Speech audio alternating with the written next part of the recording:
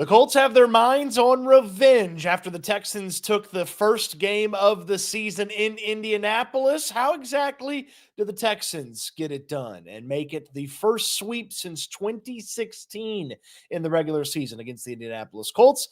How do the Colts pull the upset off and pull even in the standings with the Texans? And who's going to win? I'll tell you all. Powered by my friends at BetUS, where the code YouTube150 is going to get you a 150% bonus up to $2,000 on your first deposit. How do the Texans pull this off? Well, you know where I'm starting. It's the big five up front. The offensive line has got to be better. It has to be better than it was last week. And frankly, it's got to be better than it has been for most of the season. I know there's been a lot of conversation from the Texans that was just a bad day. That was a one-off. That was not characteristic of the offensive line. But they've got the fourth most pressures allowed. They allow the fourth most sacks, and they allow the quarterback to get pressured percentage-wise the sixth most in the NFL. That is the offensive line, and they've got to get better. They've got to pass block better. And if C.J. Stroud is scrambling and running for his life and can't get comfortable and put the ball in the air to Stefon Diggs and Tank Dell and Dalton Schultz, then the Texans will lose this football game. If they play the offensive line like they did against the Green Bay Packers, where they allowed pressures on nearly 50% of the dropbacks, they allowed pressures on nearly every third down. If they play like that against the Indianapolis Colts, they will lose, and they will be tied in the AFC South, and the division will not be nice and tidy wrapped up in a bow for them. They will be in a dogfight down the stretch to win the AFC South, just like they were last year, and not where most of us expected them to be this year. So they got to protect much, much better, and they've got to run the ball well. The Colts are awful at stopping the run. They physically can't stop the run. They're the second worst run-stopping team in all of football, and over their last three games, they're still really bad at stopping the run. So it's not like the Texans game from the season opener just skewed the stats and ruined their whole ability to stop the runs. No, they are very bad at stopping the run, so that means a whole lot of Joe Mixon. Get him going early, get him going often, make things easy for that offensive line, and pushing some of those Colts defensive linemen around in the run game might give the offensive line a little confidence, a little gumption for this matchup, and allow them to pass block a little bit better. Defensively, hey, take advantage of Anthony Richardson's mistakes. You know he's going to make some. Don't let those giant, big plays happen like you did in the first matchup where Alec Pierce got loose twice and Ashton Doolin, whoever that is, got loose over the middle and took it in for a touchdown. You can't let that happen. One, you could survive, but the Colts couldn't move the ball consistently through the air without those big plays. So if you could eliminate those, force Anthony Richardson to be a better quarterback, which I don't believe he can be, then all of a sudden you see how the Texans defense has a really nice day. And do your best against Jonathan Taylor. They were awesome against Jonathan Taylor in week one. I don't expect that to be a repeat. Taylor was really good those next few games that he played after the Texans shut him down. He's coming off of an injury. He's well rested and healthy. Hey, JT is not going to get shut down by the Texans, but you can't let him take over and dominate this game and make things easy for Anthony Richardson in this matchup. Man, what a running back matchup we've got in this one.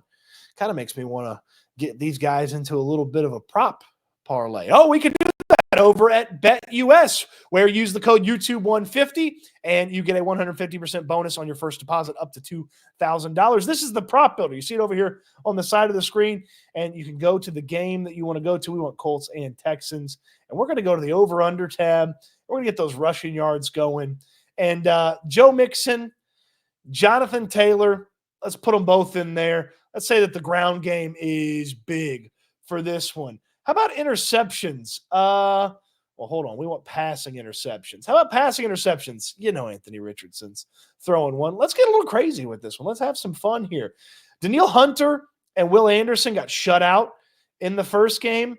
They're not getting shut out here. So we've got 5 different pieces to our little prop parlay. How about a tenner to win over 3 or get over to, how about a tenner to win $300 and we get 310 back because we get our $10 back. It's that easy to put together a really fun and interesting parlay over at BetUS, and you're going to get a 150% bonus on your first deposit up to $2,000 and use that code YouTube150. How do the Colts win this football game? Well, Anthony Richardson's got to be much better.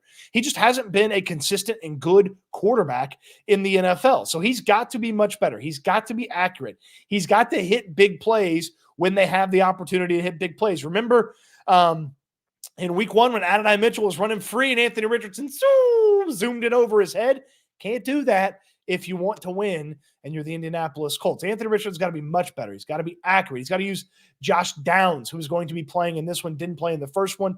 He is their slot wide receiver. He is very, very good, and he'll be matched up with Jalen Petrie sometimes. Eric Murray will end up on him from time to time, and the safeties have not always had a nice, clean game against talented slot guys, so the Colts have to use that slot wide receiver well in Josh Downs. Obviously, it goes without saying, get Jonathan Taylor going. And then defensively, I mean, you can't be run through like the Colts were run through by Joe Mixon in week 1. That's just a non-starter to trying to win the football game. So they've got to find a way to slow down Joe Mixon. I don't know if they're capable with the players that they have, the style of defense that they run, of stopping Joe Mixon. So they've got to slow down Joe Mixon. He went for over 150. If they can keep him just over 100, that might be a small victory for this awful Indianapolis Colts rush defense. And then from a pass defense standpoint, get after CJ Stroud. The Packers showed you last week, you don't have to be some super crazy reinvent defense blitz team to get after the Texans and to get to their quarterback. You run a couple of stunts with your defensive linemen, and you get a free runner at the quarterback. That's what happens when you run some basic defensive line principles against this Texans offensive line. So the Colts are going to have to do that a little bit and pressure CJ Stroud, beat him up. Now, the toughest thing in the Colts, how do they win this for them to achieve, is Anthony Richardson. The second toughest thing for them to do is just slow down Joe Mixon. They can put pressure on CJ Stroud. They did it in week 1. The Texans are coming off a horrific pass blocking performance. They can put pressure on CJ Stroud. And if they do, that might just be enough to throw the Texans off, keep them off the scoreboard, and give the Colts a chance to win this football game. Now, who's going to win this football game? It's not the Colts, okay? All right. For the first time since 2016, and for the second time ever in franchise history, the Texans complete the season sweep of the Indianapolis Colts. They beat them 23-21. Yes, this is a close one. No, the Texans haven't given me any reason to believe that they're going to blow anybody out this season. And with the shorthanded situation at wide receiver, no Nico Collins, he's obviously dominant against the Colts.